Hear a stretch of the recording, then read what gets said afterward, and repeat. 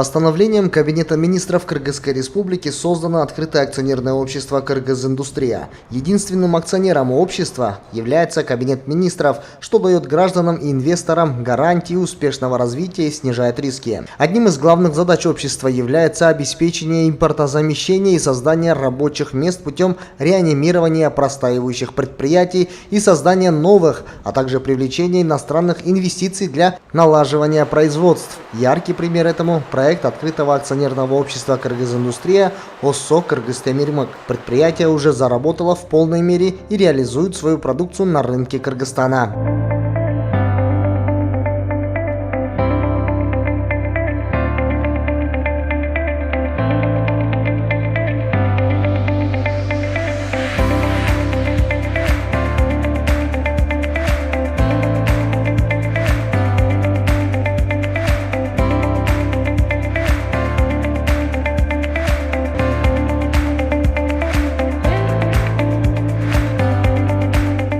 ОСО «Кыргызтемирмык» в день производит около 4 тонн гвоздей и в планах увеличить производство в несколько раз. В настоящее время в компании работают 7 проволочно-гвоздильных станков. В перспективе предусмотрено увеличить количество в 2 раза.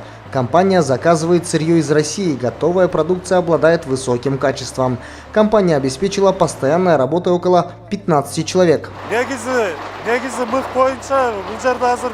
Мы планируем производить в месяц около 300 тонн гвоздей. Также хотим увеличить производственный ассортимент, то есть будем производить другие виды крепежных изделий. Шурупы, саморезы, дюбели, заклепки, шайбы, штифты, а также вязальную проволоку, колючую проволоку, сетку МАК и так далее. К концу года ОСО «Кыргызтемирмык» планирует приобрести дополнительное оборудование из Китая для производства шурупов, саморезов и других видов крепежных изделий. Так как большая часть гвоздей и шурупов импортируется из России, в целях обеспечения импортозамещения такое предприятие необходимо стране, отметил коммерческий директор ОСО «Кыргызтемирмык» Нурджан Абылкасымов.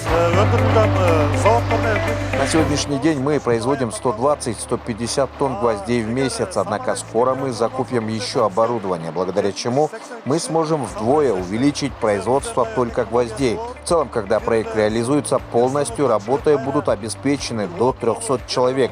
Это еще 3-4 аналогичных заводов. Проект «Кыргызтемирмык» реализуется благодаря финансовой поддержке открытого акционерного общества «Кыргызиндустрия», и сейчас он находится на стадии завершения. Предприятие расположено на территории бывшего завода имени Ленина и занимает территорию в 2500 квадратных метров.